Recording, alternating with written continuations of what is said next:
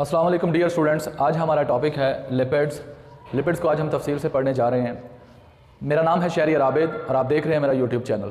तो चलिए स्टूडेंट्स शुरू करते हैं। लिपिड्स जो है अगर हम बताएं तो ये हेट्रोजीनियस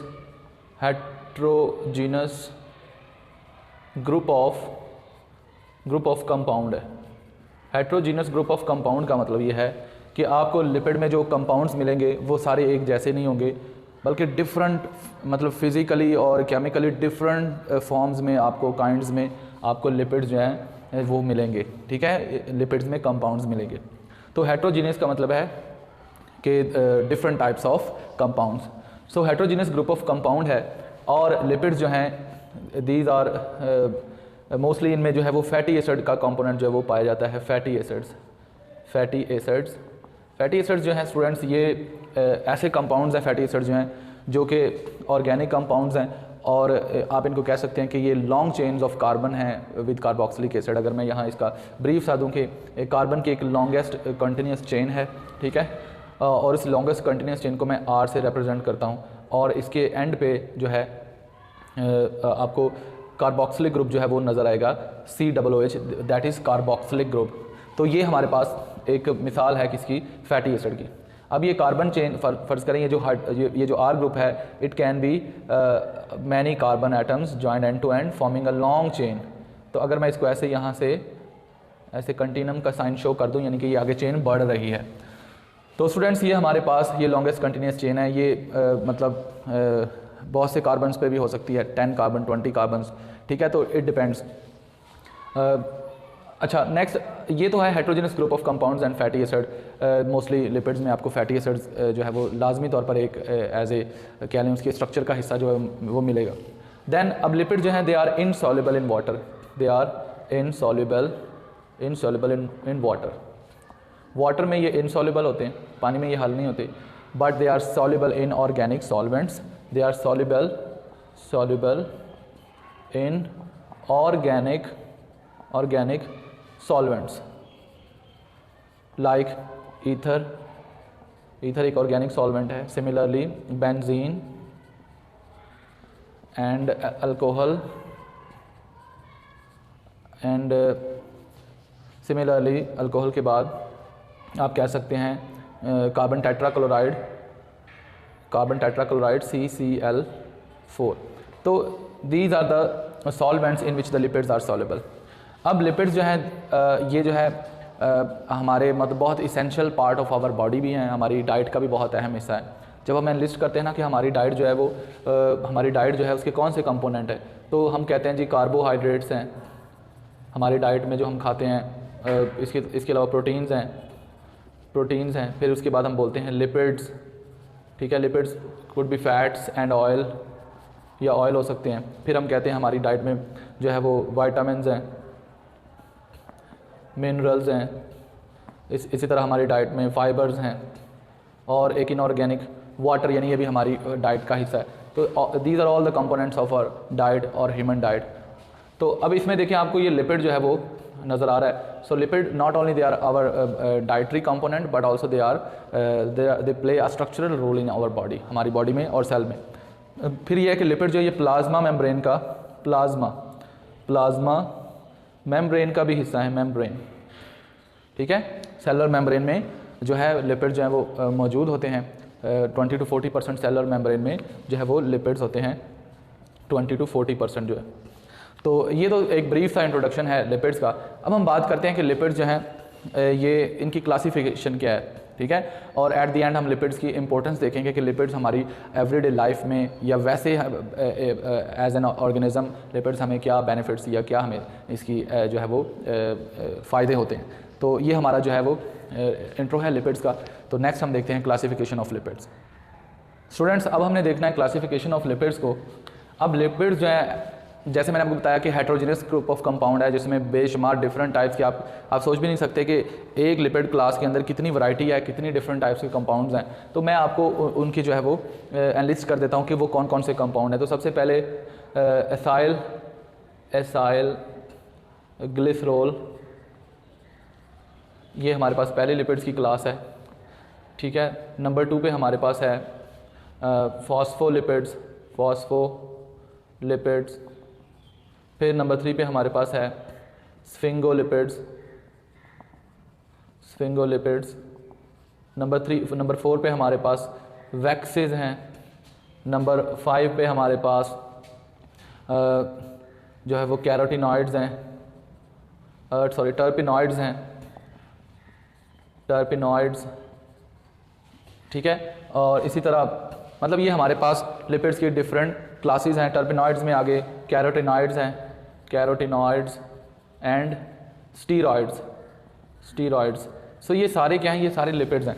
अब आप देखेंगे जब आप असाइल ग्लिसरॉल पढ़ेंगे तो वो आपको डिफरेंट लगेंगे, मतलब उनकी केमिस्ट्री, उनकी जो स्ट्रक्चर्स हैं, ठीक है, वो डिफरेंट होंगे फ्रॉम फॉस्फोलिपिड से, और फॉस्फोलिपिड डिफरेंट होंगे फ्रॉम स्फिंगोलिपिड से। सिमिलरली वैक्सेस जो हैं वो भी बिल्कुल डिफरेंट कंपाउंड्स होंगे, और इसी तरह टर्पिनॉइड्स जो हैं।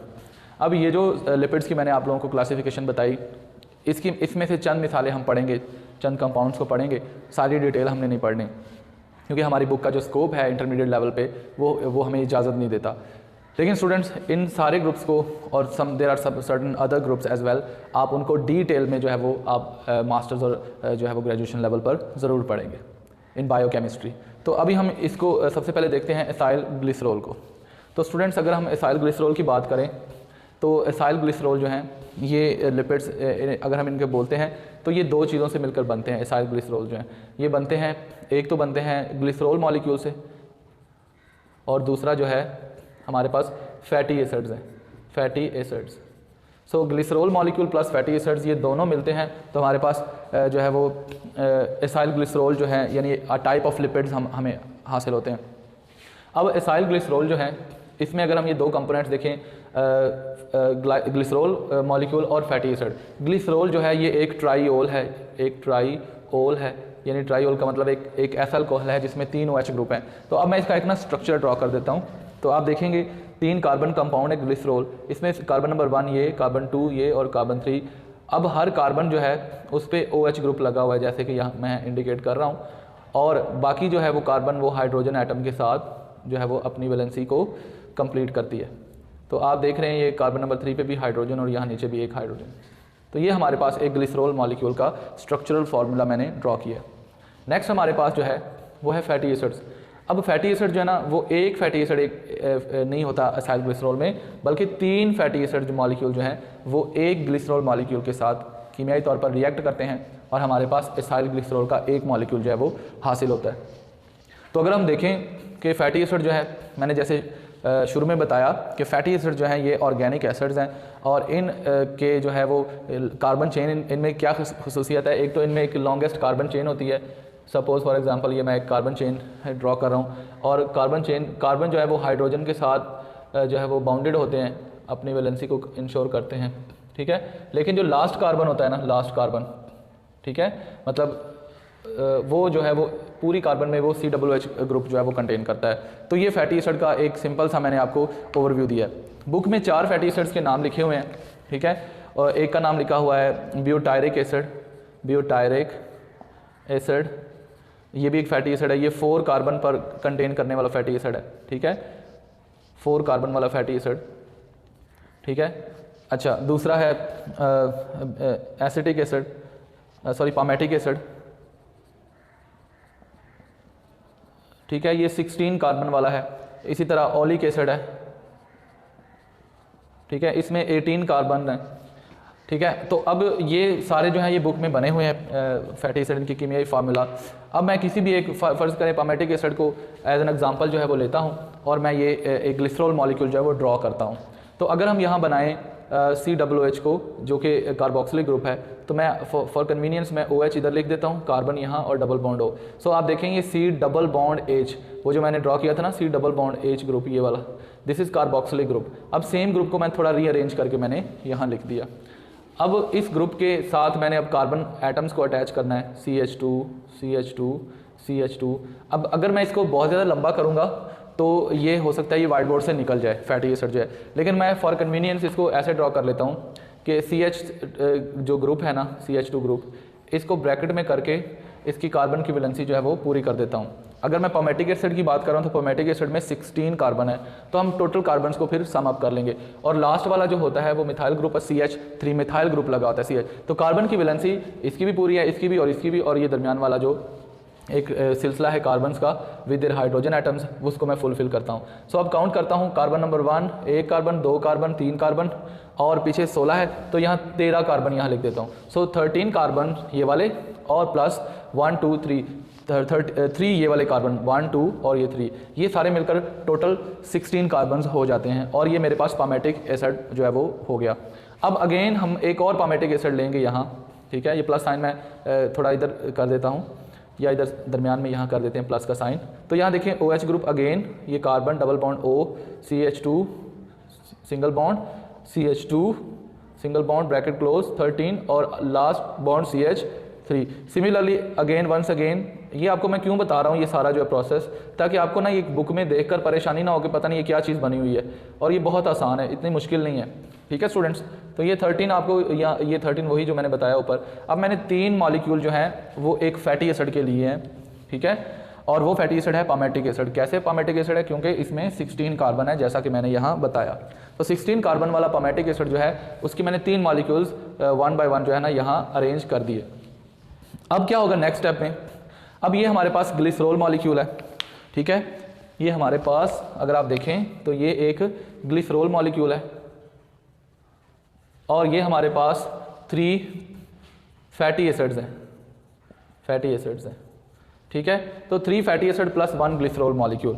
अगर हम इसको डायग्रामेटिकली शो करें तो this is a glycerol molecule और इसके साथ मैं अटैच कर देता हूँ 1 2 and 3, these are the 3 fatty acid molecules.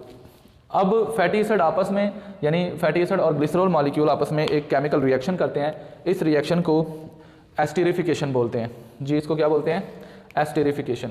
यहाँ एक केमिकल रिएक्शन होगा एस्टेरिफिकेशन, और क्या होगा कि ये दोनों आपस में जो है वो मिल जाएंगे कि यहाँ हमारे पास OH ग्रुप जो है वो अल्कोहल से हमें मिला और H ग्रुप जो है वो हमें फैटी एसिड से मिला। तो तीनों फैटी एसिड इस तरीके से ये रिएक्शन करेंगे एस्टेरिफिकेशन, और एक यानी कि ये यहाँ से वाटर मॉलिक्यूल के 3 मॉलिक्यूल जो है वो रिलीज हो जाएंगे। यानी ये 3 water H2O 2H 1 oxygen 1 2 3 water molecule बने। तो ये 3 मैं इधर सेपरेटली लिख रहा हूँ H2O, ये जो है ना ये माइनस हो जाएंगे, यानी ये रिलीज हो जाएंगे।